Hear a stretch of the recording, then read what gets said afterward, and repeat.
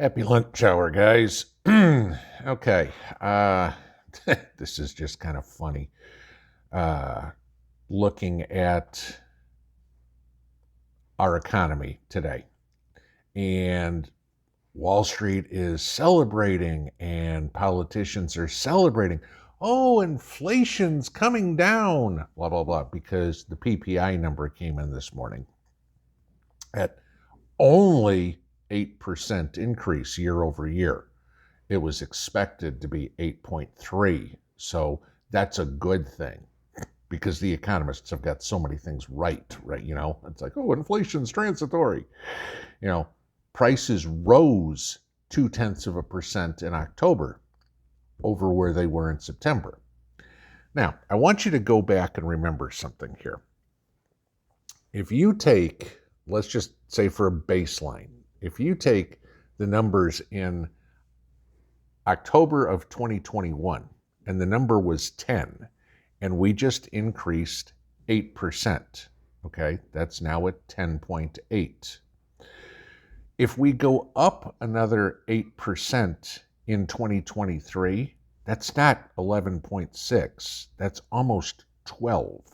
Okay, because you're compounding everything here. So where they're saying the numbers are coming down, it doesn't make a lick of difference because the compounding effect is making things more and more and more expensive. If next year inflation's only at 6%, that still means that the prices went up as much in 2023 as they did in 2022 in real dollars. And when your paycheck is going down and the price of everything is going up, we have a problem, okay? And I think I've mentioned a few times that real wages have now gone down for 19 months straight, which is right about the amount of Biden's presidency, okay?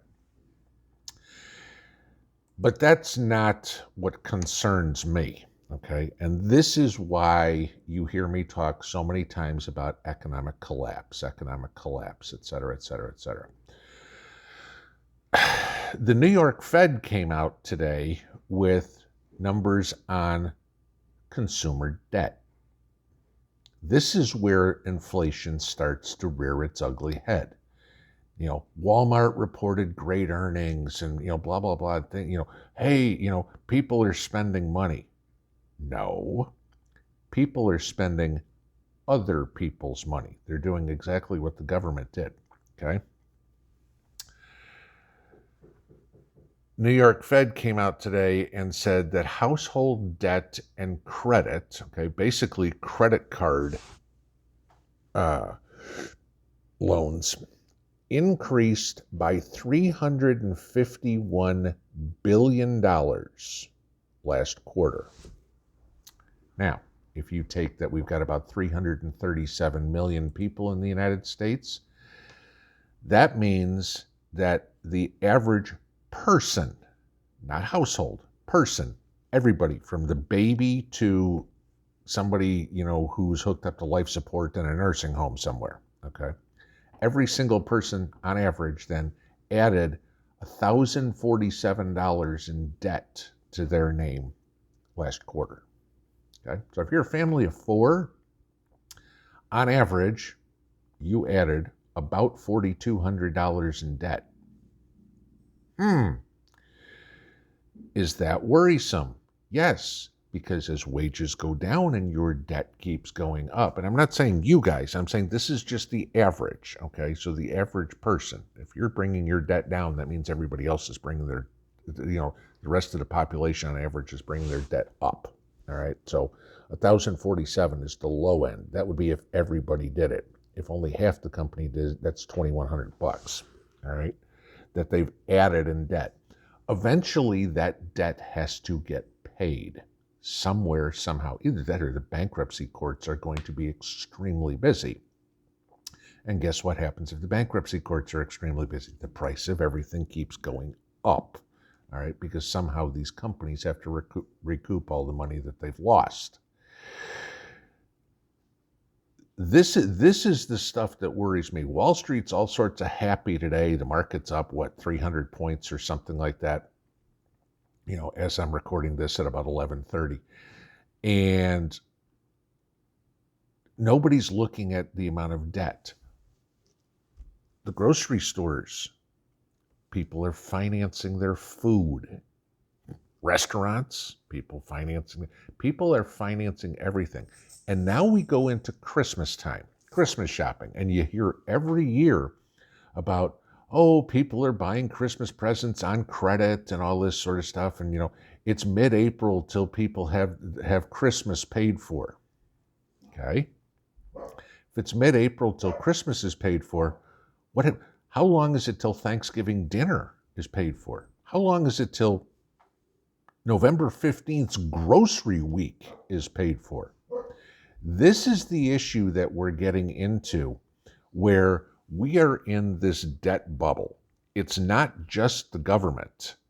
And this is where I keep saying my biggest thing is we are going to see a complete and total economic collapse. Because just because the government has more debt than money they bring in, that's not the only bad thing. When Ma and Pa Kettle have more debt than they can pay, what happens?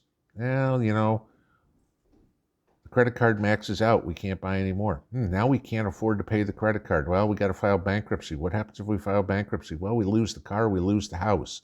Okay, maybe we pay off the minimum balance on the credit card. All right.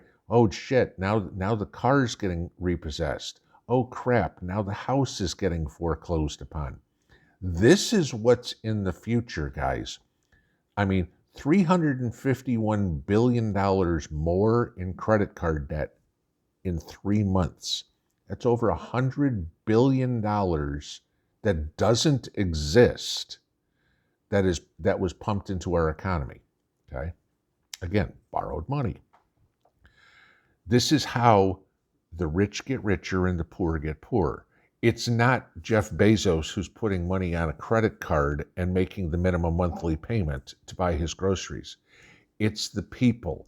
And this all plays right into the hands of all of these globalists who want to have us in a feudal society where you have the elites and the paupers.